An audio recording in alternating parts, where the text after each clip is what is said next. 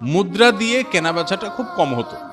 বিশেষ করে স্থানীয় বাজারগুলোতে মানুষ মুদ্রা দিয়ে পণ্য কেনা বেচা যেমন করত, আবার পণ্য দিয়ে পণ্য কেনা বেচা হতো।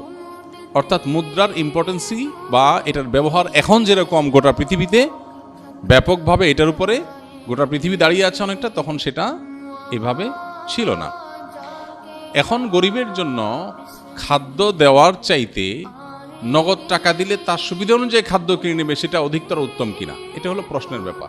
অনেক আমাদের মতে এটা যেহেতু গরিবের জন্য বেশি উপযোগী, তার সুবিধা মতো কিনতে পারে, এই জন্য ফিতরা মূলত খাদ্য দান ব্যবস্থাপনাই, তো টাকা দিয়ে দিলে তার মতো সুবিধা করে সে কিনতে পারলো। এ হলো মূল বিষয়।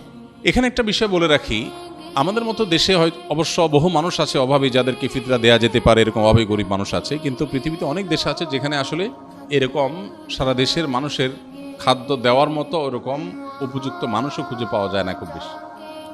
যেমন সৌদি আরবে আমি দেখেছি গরিব মানুষরা ফিতরার চাউল তারা খাবার দিয়েই দেন। সৌদি আরব উলামা একরাম টাকা দিয়ে দেওয়া এর প্রবক্তা নন, তারা খাদ্য দিয়েই দেন, সাধারণত চাল দিয়ে দেন। তো এখন একজনের পক্ষ থেকে তারা 2 কেজি 2.5 কেজি চাল দিয়ে দেন। ফ্যামিলি কয়েকজন হলে ওইভাবে তারা বস্তা করে বিক্রি করেন। দোকানগুলোতে সব রমজান উপলক্ষে ফিতরার চাল বিক্রি হয় বিভিন্ন প্যাকেজে, 5 কেজি 10 কেজির বস্তা। তো আমি দেখেছি যে সেখানে গরিবরা অনেকেই চালের স্তূপ হয়ে যায়, কারণ গরিব তো খুব কম, ফিতরা তো সবাই দিচ্ছে আর সবাই তো চালই দিচ্ছে।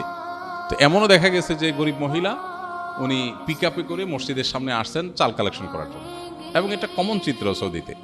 সবাই যে পরিমাণ চাল দিছে, উনি ওই পিক আপ রেখে দিছে সামনে, রেখে বসে আছে, সবাই চাল এনে এনে ফেলে দিচ্ছে, পিক আপ স্তূপ হয়ে গেছে।